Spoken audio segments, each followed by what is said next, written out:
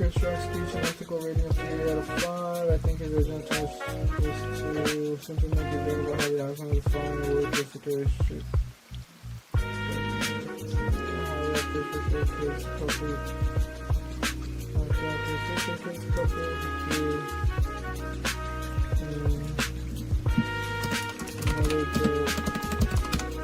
Comparing Jada to James calls God for the speech and the word of position.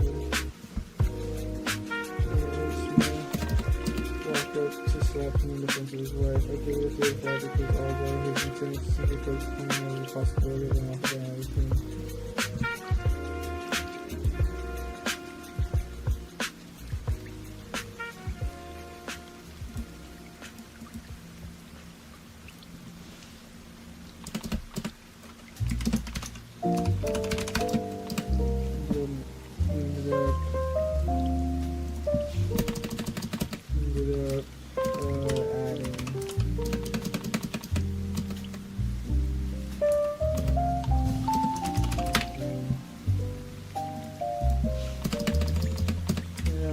Making a joke at the expense of someone's visual appearance.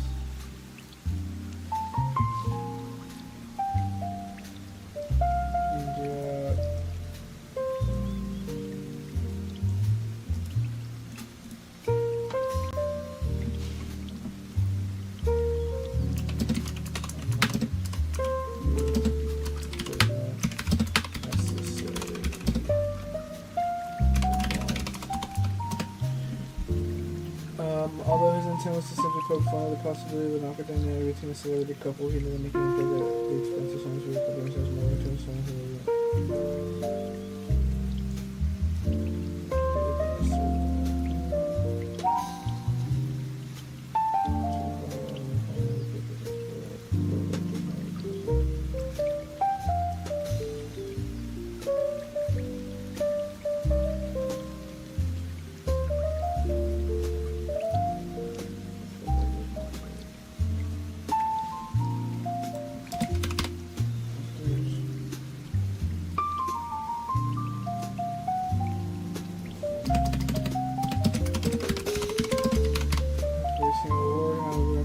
Towards the couple, he threw in the air, gave the finger to Georgia. This caused Rod to cover his speech and conduct after listening to him, kept his snapping in the front of the road.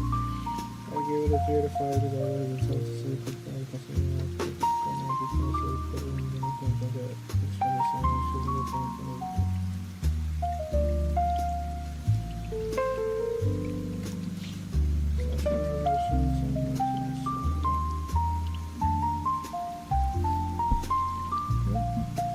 Wait, how long does this have to be? Let's copy this. Activity.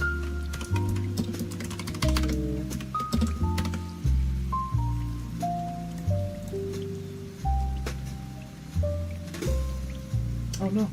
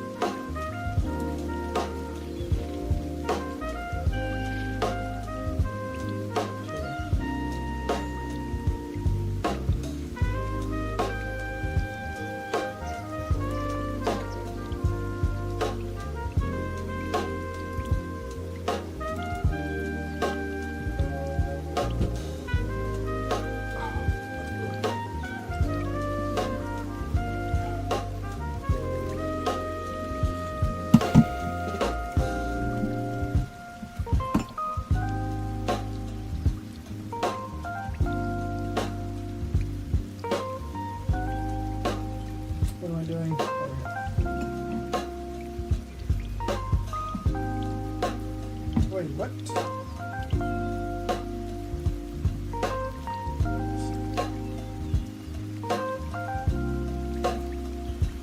Really well. Plagiarism.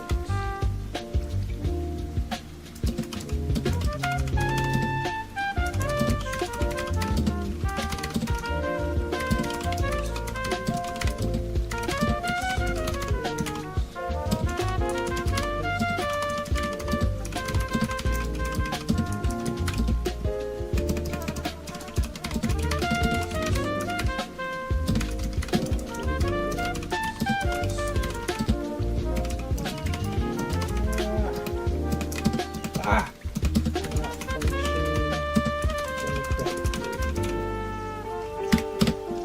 Now I gotta figure out the sentence.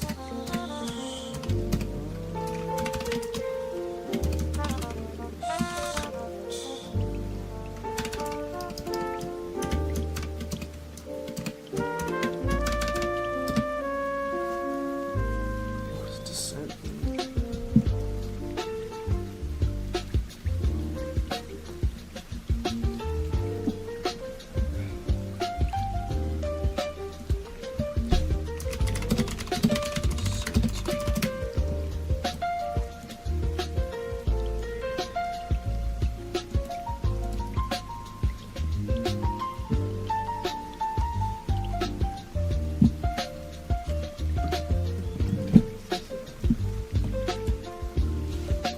Descent is to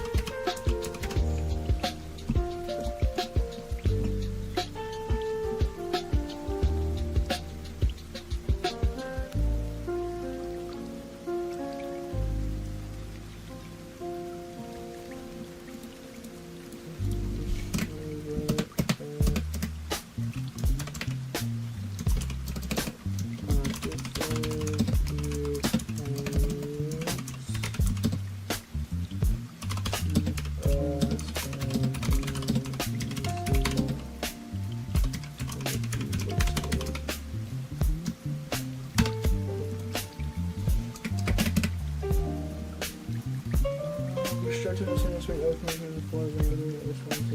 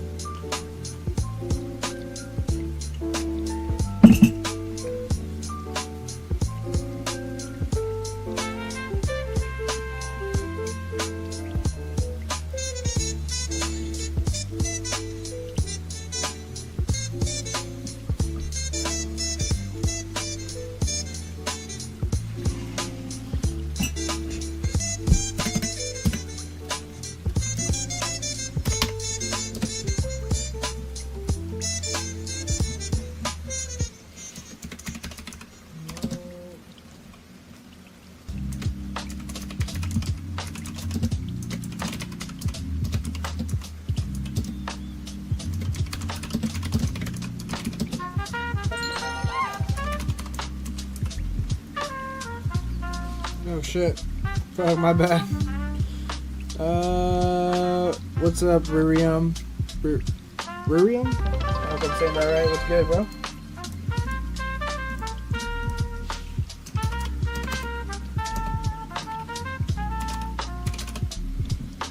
Let's see. Are you in college or in high school? I'm in college.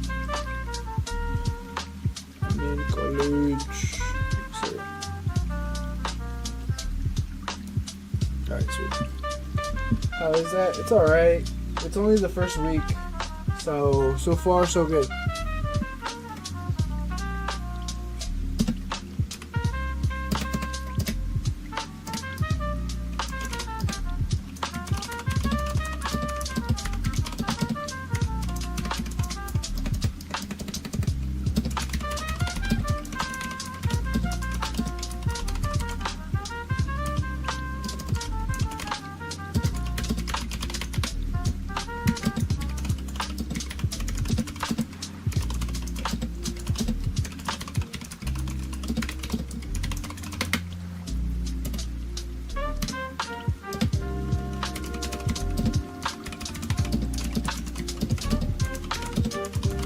High school right now, so she is from.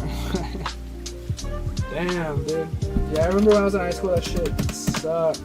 But then once you're in college, you kind of get to choose your classes, and it's a little easier. So now you can take like classes that you care about. Most of the time.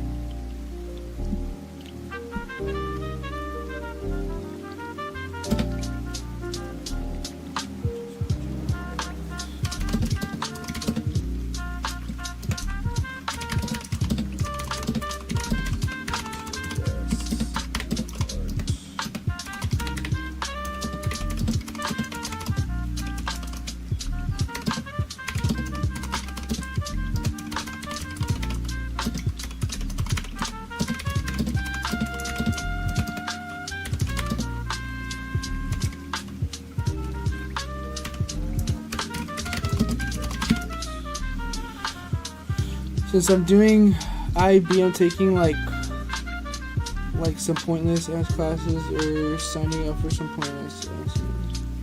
IB? What's IB? I've never heard of that.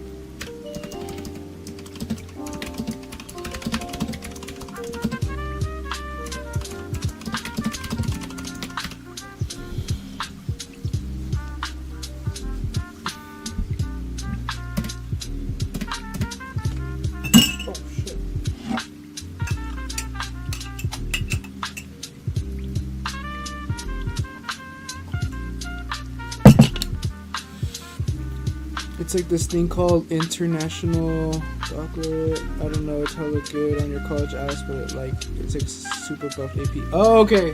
Okay, I see. We had AP classes, but I've never heard of an IB before. That sounds intense. How many IBs are you taking?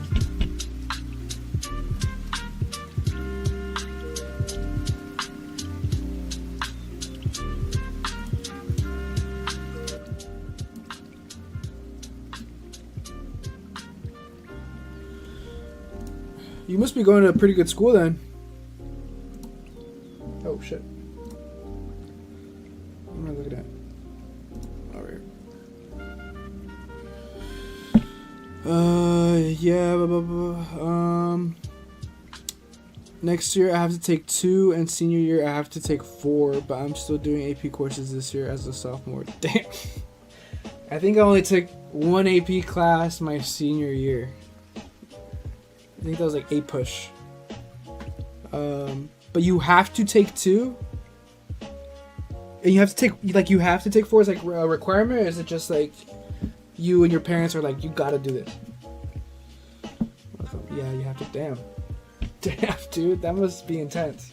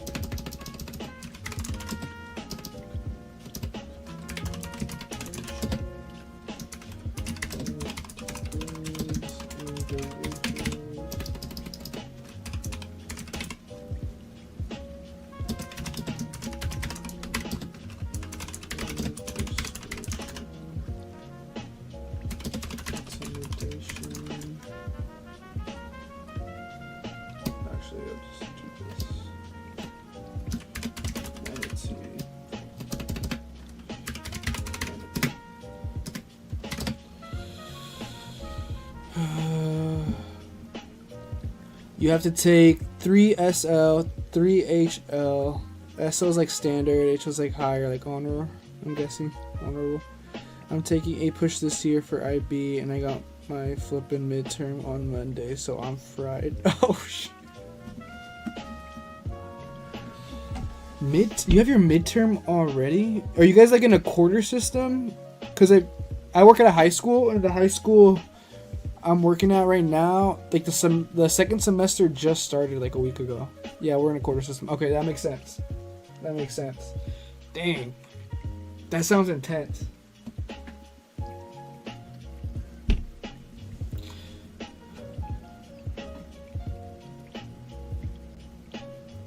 Semester started right after winter break. Right after winter break. I mean, we just finished winter break. The kids came back like the beginning of like the first week of January, but I don't know how the quarter system works. For AP Calc, since it's like BC, so 1 and 1 combined, there's like 2 tests every week, so it's brutal. Hell no, dude, that sucks. I'm so sorry, dude. I wish you the best of luck. That sounds like you're studying 24/7.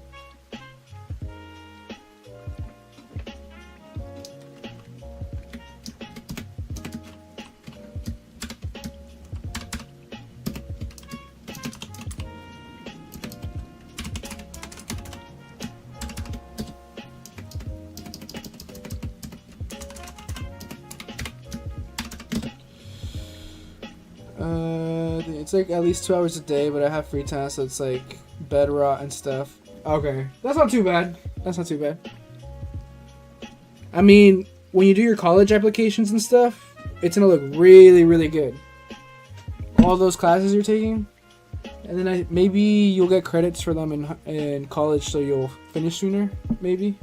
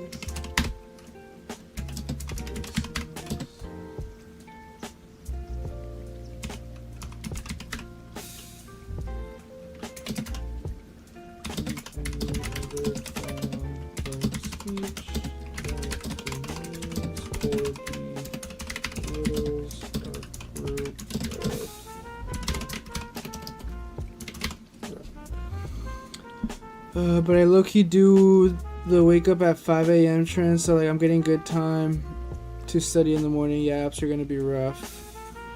I mean, that's good. That's good. I've been on the 5 a.m. trend too. Like, I'll wake up at 5, maybe 6 if I have to start work like a little later. And then I go to sleep at 10 the latest. Like 9:30 I'm in bed. So like in 45 minutes I should be in bed already. And it helps, dude. Like, I wish I did it in high school. But in high school I was all over the place. But now that I started doing this, dude, it helps so much.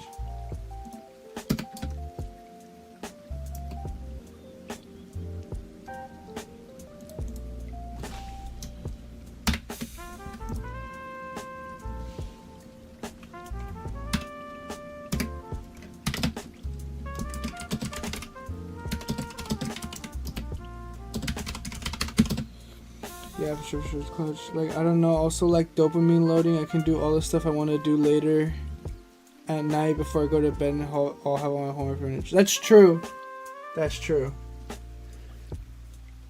Yeah, for me, I can't really do that because if I like just shove my brain with a bunch of dopamine right before bed, it like keeps me awake, and it's hard for me to go back to sleep. But if it works for you, hell yeah, more power to you.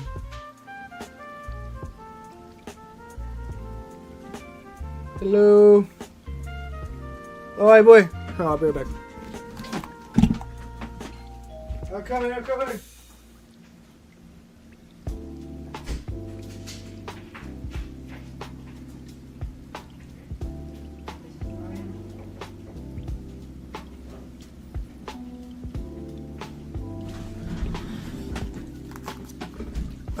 It's low-key like for me, I fall asleep hella easy. Oh, okay.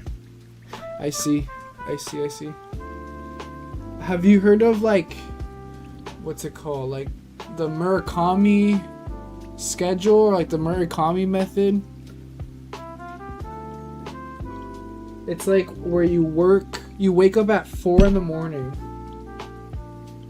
I think it's like 3 or 4 in the morning. It's Murakami, he was like an author, like a super famous author, and he had like this schedule where I think he woke up at 3 or 4 in the morning.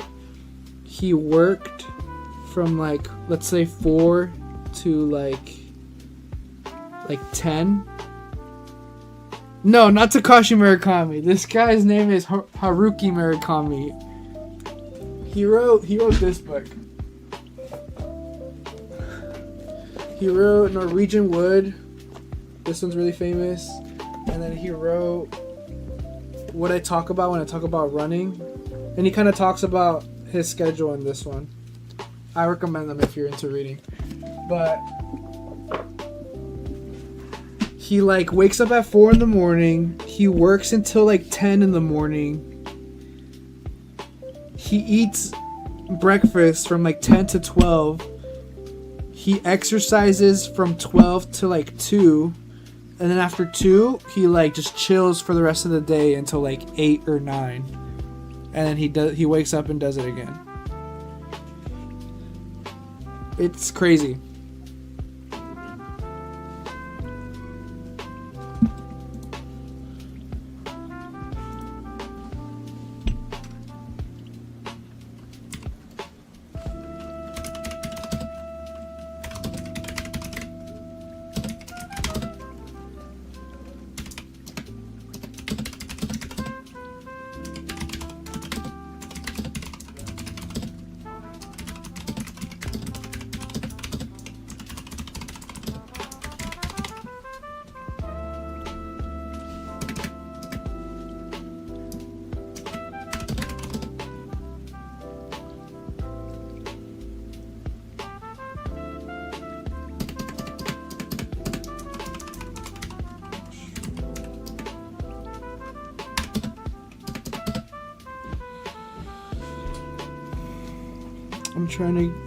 I'm trying to get through this book called Ishmael. It's honestly a really nice philosophy book. I'll check it out.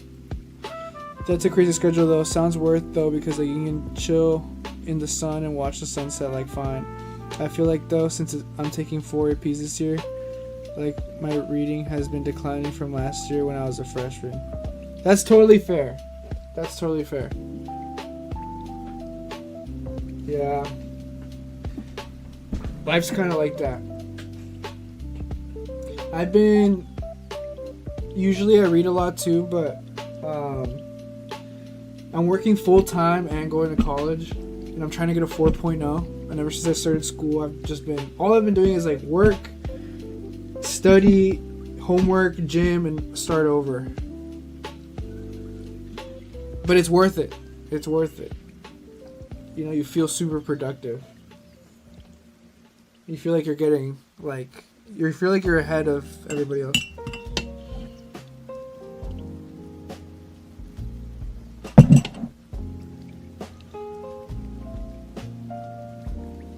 Oh yeah, yeah. Sports will do it.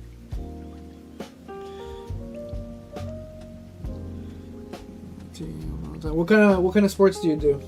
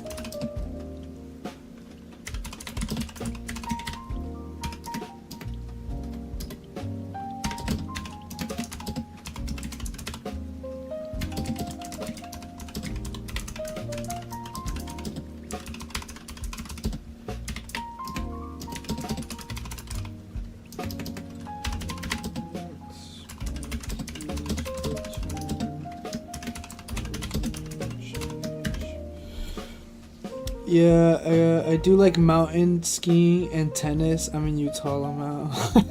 Dang, Utah. Mountain skiing and tennis? Is that like mountain skiing? Is that like part of school, like an elective, or is it? Yeah, bro, all the Mormons. Are those like school electives, or is it like outside of school you also do that? Like cliffs and stuff.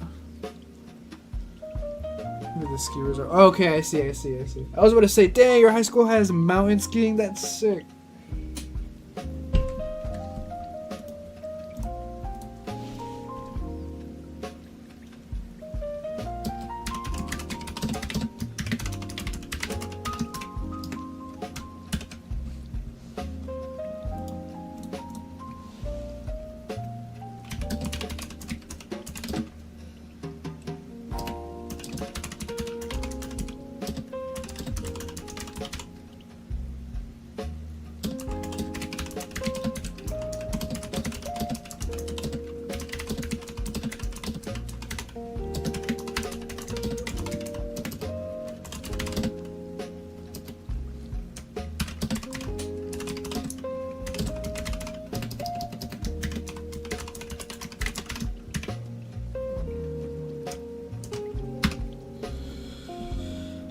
I'm like on a ski resorts team. Oh, nice. That would be tough though. Yeah, that would be tough. What state are you in? I'm in California. Yup. So it doesn't really snow here unless I drive to like Tahoe, which is like 4 hours away. And the snow isn't really like snow. It's like melted ice. But I've heard to say, but like IB apparently the first semester is like covering what's covered in an AP course, and the second semester is like going deeper into it. Dang, dude, that sounds so intense. A whole year of AP shoved into one semester, and then doing more of it the second semester. I don't know. It's pretty nice. I can't complain. I'm not gonna lie. I cannot complain.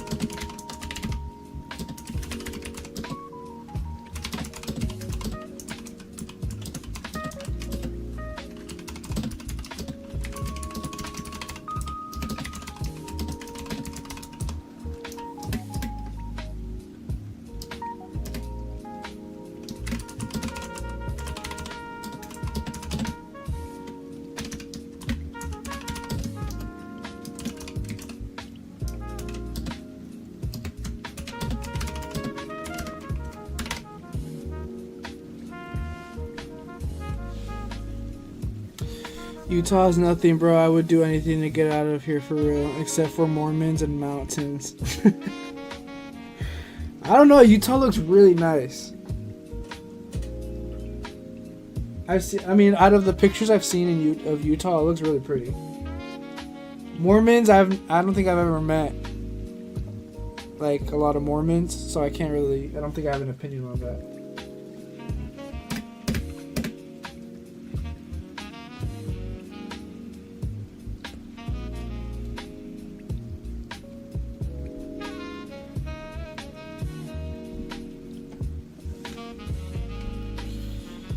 The kids are like a cult. Oh, yeah, they have that, but I like swear in school, like the kids are cool. They all just hang out together, and it's like 3/4 of the school. Oh, that sounds tough. That sounds tough, and like not in a good way. Not like a good tough.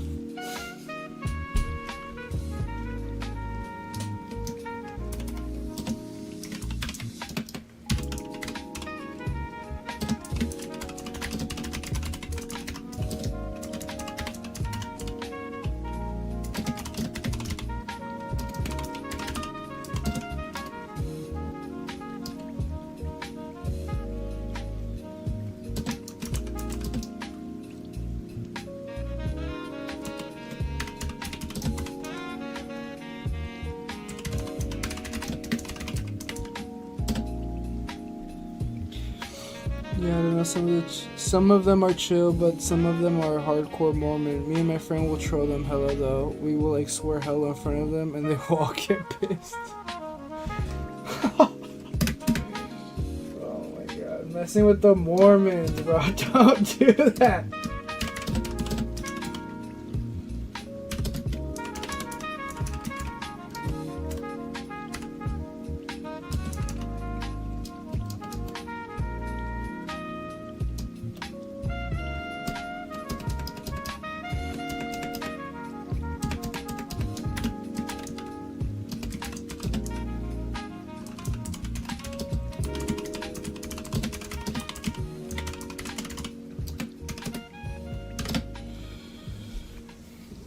I don't know. It's like it feels normal, and then when I go to other places, it just doesn't feel right. No, I totally get what you mean. I totally get what you mean. I've like kind of like met some people where they're kind of like a little too into their group or their like religion or whatever, and sometimes it could be a lot. Where I'm kind of like, all right, like bro, I get it, but like chill.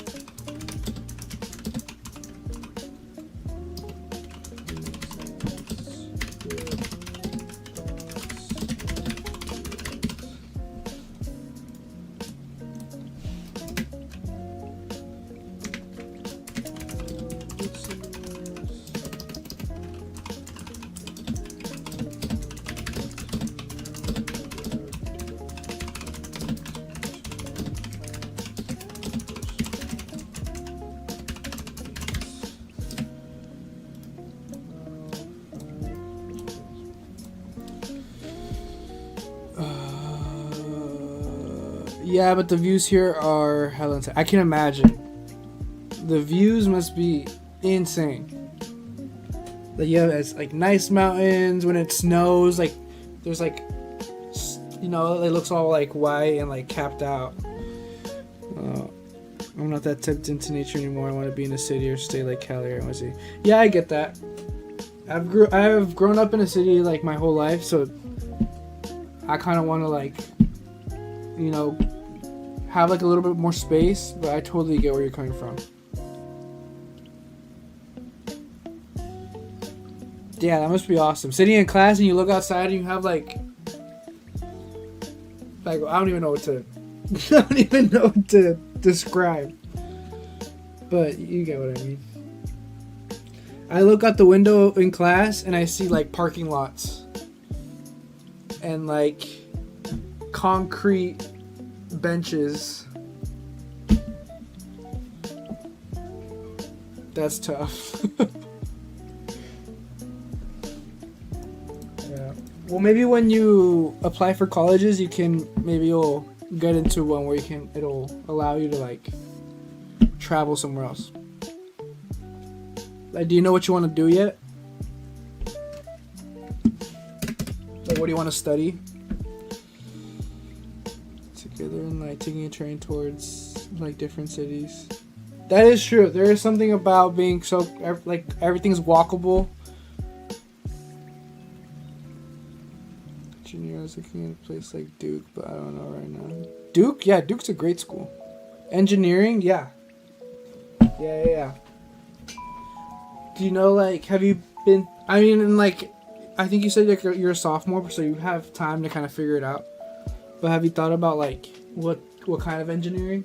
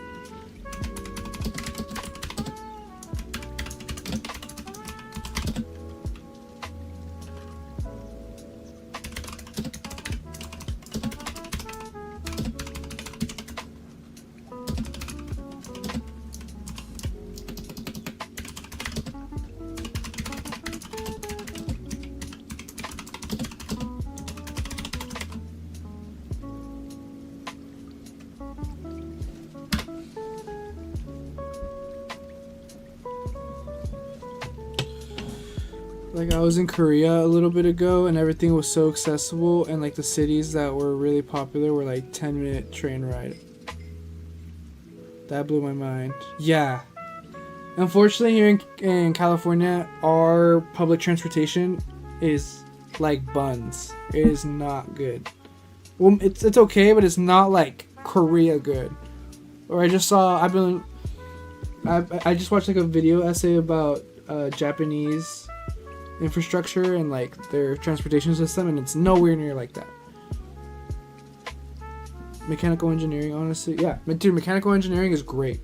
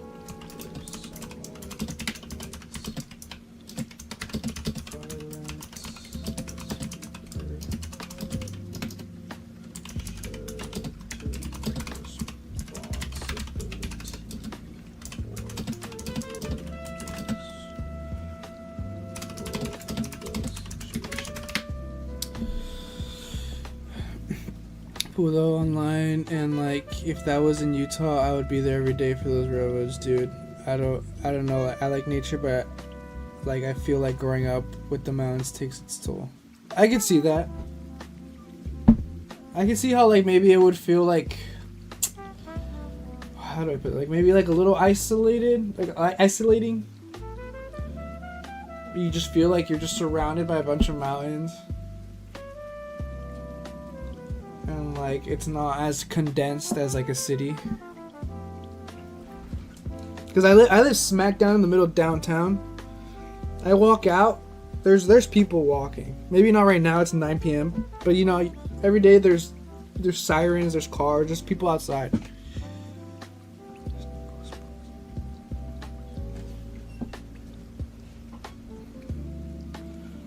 There's no cool spots in Utah, you know. Yeah, I mean, I could see that.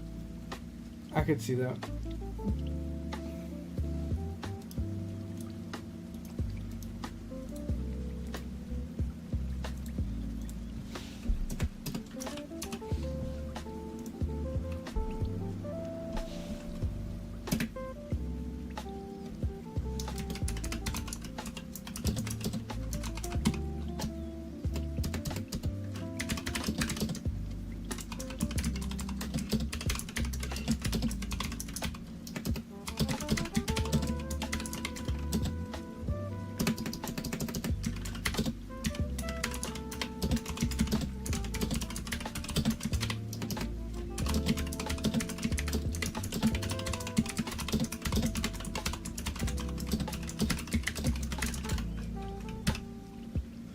What college are you in right now?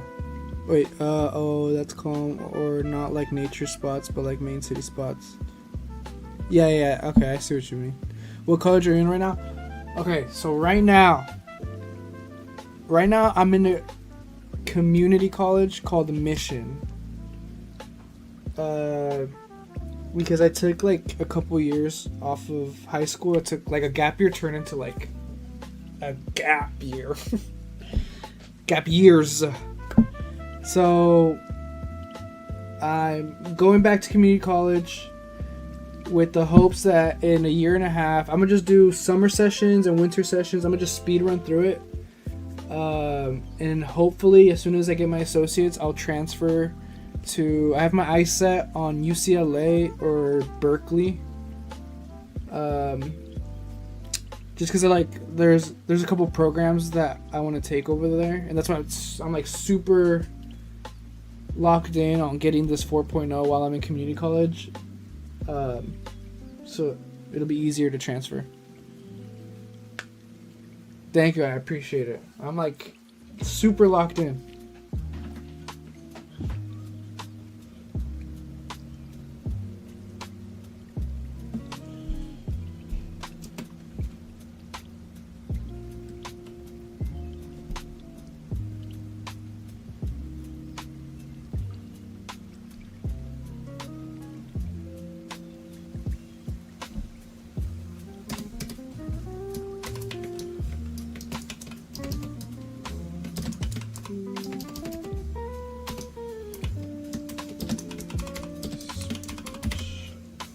Time is it? 9:08.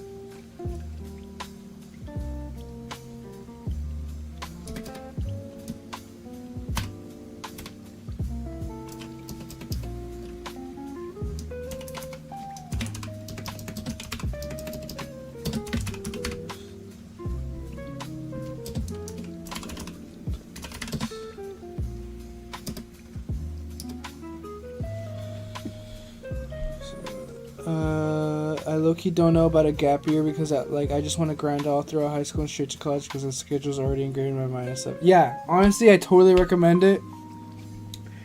The only reason I took a gap year or a couple years was because I didn't have like the best experience in high school, and I was so burnt out after where I was like, you know what, like I'm tired of this, I'm gonna just work. But I low-key regret it. I wish I would have just like powered through it. So yeah, if you feel like you can do it, I highly recommend you just power through it all. Because 1 year could turn into like several years, and then it's a lot harder to like get back. How I said earlier, I'm working full time, and I'm trying to go back to school, and like I have all these goals, and it's totally doable. You just have to know life it. Like I don't really go out at all that much. I hang out with my friends every couple months just to catch up, but it's literally just like work, school, gym, and like that's it.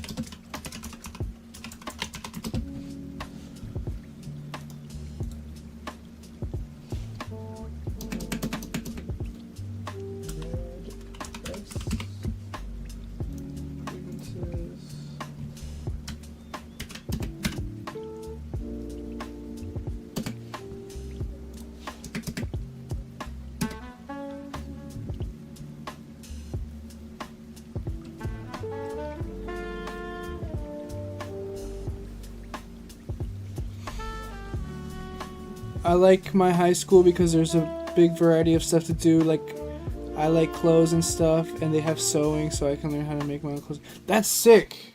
You should take advantage of that. My school didn't have stuff like that. It was more like performing arts. So they had like a bunch of different types of dance, art, music classes. But sewing's pretty cool. I would definitely take advantage of that.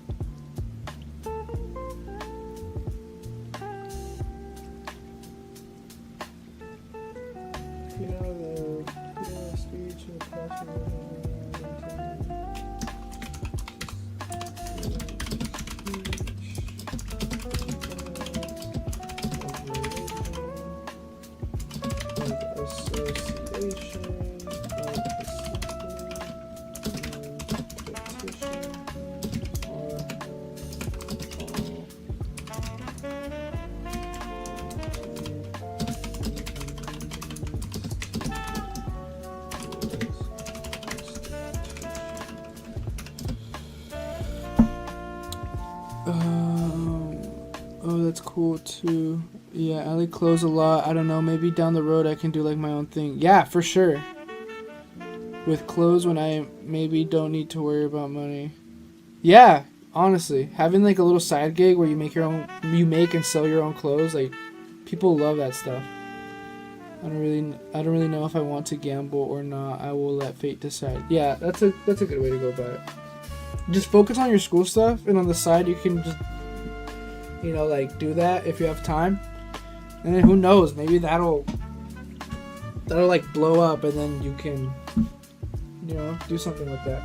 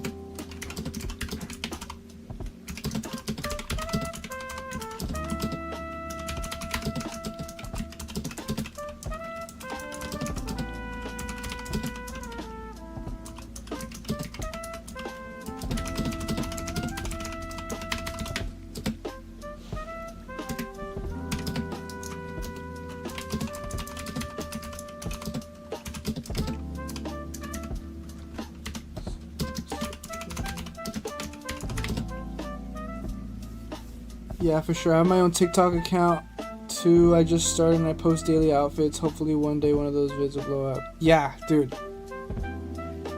Honestly, TikTok surprised me with how like powerful it is when it comes to that kind of stuff. I remember when TikTok was Musical.ly, but yeah, dude, keep grinding. I have full faith in you.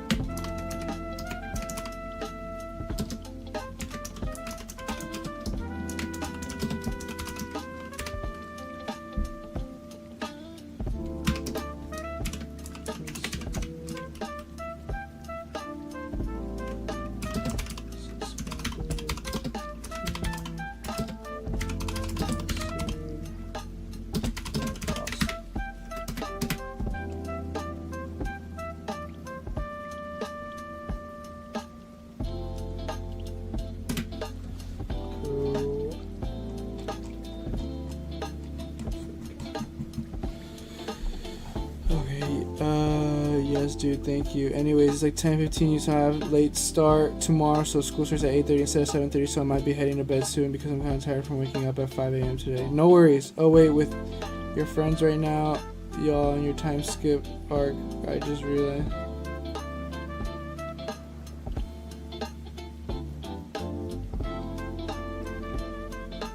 Yeah, no worries, dude. Thank you for stopping by. You know, stuff and like grinding, you know. Yeah, dude. I wish you all the best on your grind and your school and all that stuff. Like, keep going at it, dude. Stay focused. You know, even with the fashion stuff, you can totally do it. Yeah, dude. If you ever see me on here, feel free to stop by. I like stream like every day, every other day. I'm trying to get this 4.0 on stream. Alright, later, dude. Peace. Good luck. I wish you the best.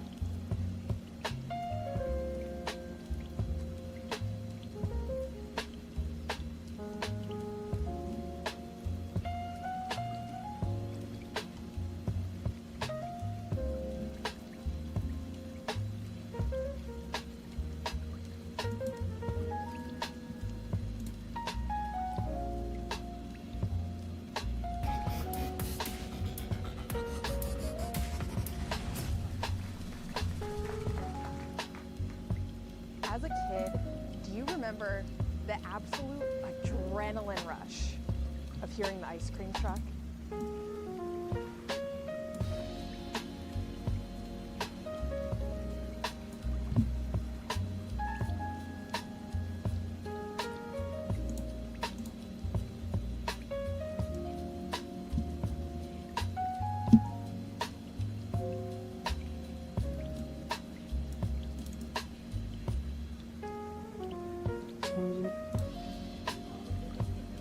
I lived at the top of my neighborhood, so I took it as my civic duty to hop on my bike and alert the rest of the kids.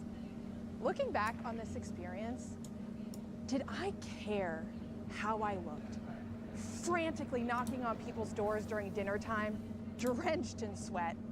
No. Did I care how I sounded? Shrieking, "The ice cream truck is coming! Smash your piggy banks! Grab your flavors!" No. Why didn't I care? Because I knew I had critical information that they wanted to know. So public speaking wasn't about me. It was the information I had that I knew could serve them. With AI on the rise, to say lightly, public speaking and human-to-human connection is becoming increasingly important.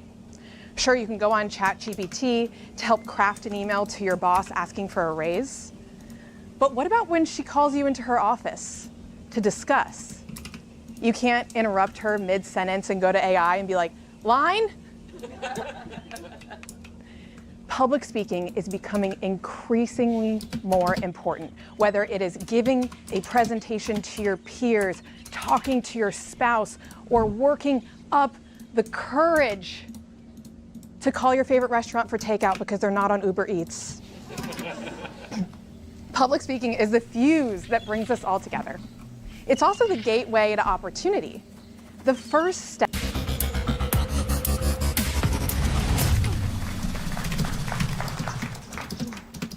As a kid, do you remember the absolute adrenaline rush of hearing the ice cream truck?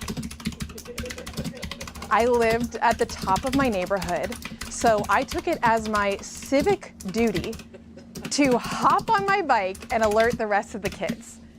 Looking back on this experience, did I care how I looked?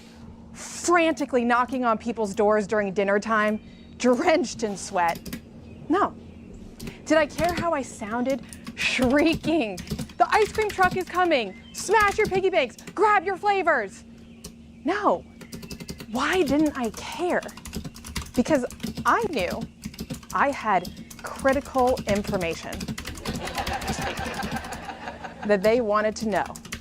So public speaking wasn't about me. It was the information I had that I knew could serve them. With AI on the rise, to say lightly, public speaking and human-to-human connection is becoming increasingly important. Sure, you can go on ChatGPT to help craft an email to your boss asking for a raise. But what about when she calls you into her office to discuss? You can't interrupt her mid-sentence and go to AI and be like, "Line?" Public speaking is becoming increasingly more important, whether it is giving a presentation to your peers, talking to your spouse, or working up the courage to call your favorite restaurant for takeout because they're not on Uber Eats. Public speaking is the fuse that brings us all together. It's also the gateway to opportunity. The first step in a multi-million-dollar deal, or a partner saying yes to a proposal, or landing your dream opportunity was someone out there who knew how to deliver what they wanted to say. So why do people fear public speaking more than they fear sharks, spiders, and heights? Or as Jerry Seinfeld says, most people would rather be in the casket than giving the eulogy at the funeral. Because public speaking is one of the most vulnerable, exposed human experiences. Personally, I blame school spelling bees or performances where we felt like we couldn't miss a letter, that we had to deliver every line perfectly. But the standard of perfection puts our nerves into a pressure cooker. And so we've been told to combat our nerves, especially as women, to just speak up. Stand tall. Or my favorite one, take up space. But what this kind of advice does is it shifts the attention back onto ourselves, which is ineffective. Great speakers believe they are delivering great information. Whether it is about an ice cream truck or about something that'll increase your lifespan. But the other thing that we get wrong is we believe that in order to be a great public speaker, you have to be the center of attention. You have to be the loudest one in the room with the most boisterous personality, or you have to have the super dramatic story about how you single-handedly saved a species on the verge of extinction, or how you climbed Mount Everest blindfolded.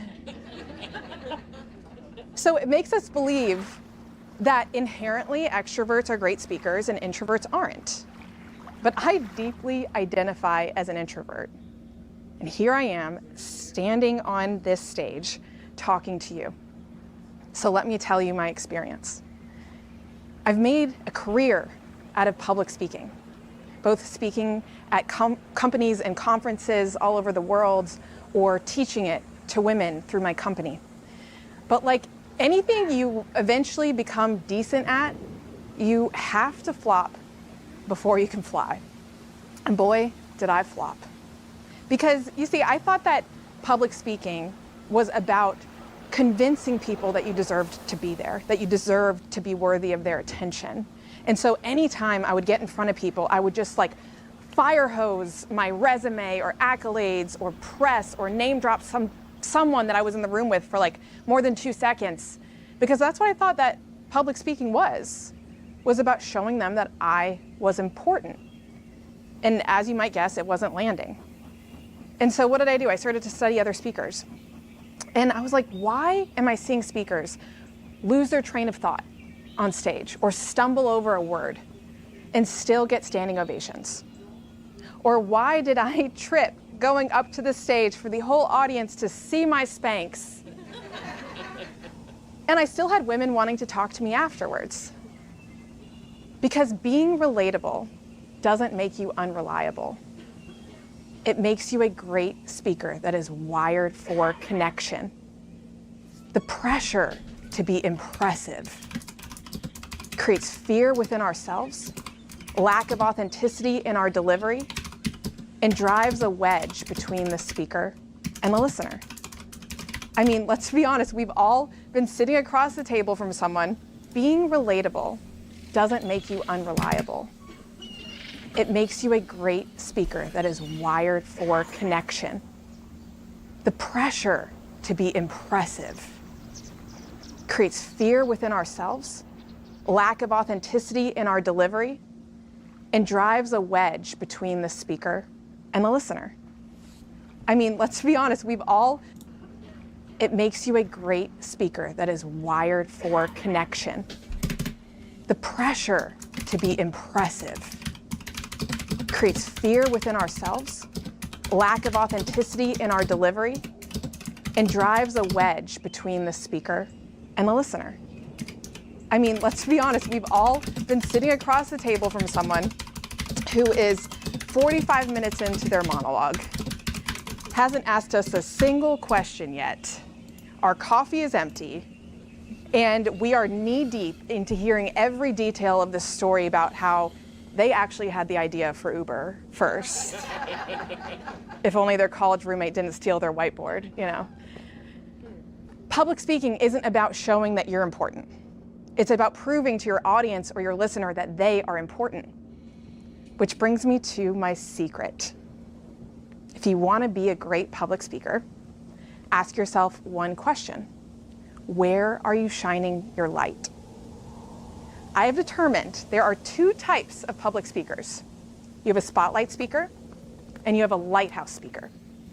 A spotlight speaker, the light is shining on you. You are concerned with public perception. You are asking yourselves, how do I look? How do I sound? Does everyone like me? And it's not your fault, because that's what we've been conditioned to believe that public speaking is, being in the spotlight. But a lighthouse speaker shifts the light from themselves to their listener. If a spotlight asks, "What does everyone think of me?" then a lighthouse asks, "What does everyone need of me?" When you're a lighthouse speaker, not only you're going to be more impactful, you're not going to get as nervous because it's not about achieving perfection. It's about helping condition to believe that public speaking is being in the spotlight. But a lighthouse speaker shifts the light from themselves to their listener.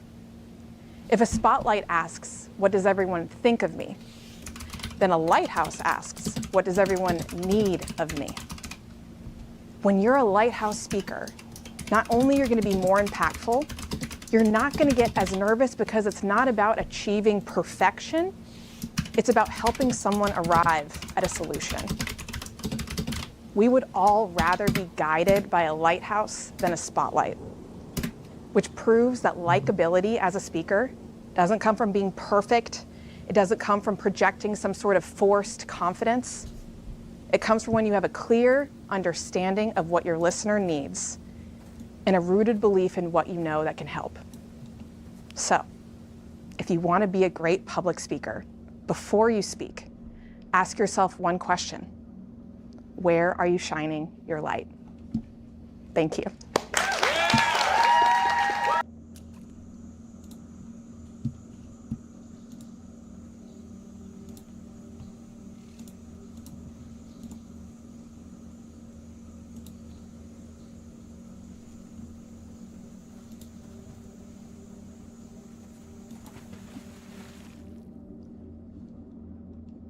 Hold on.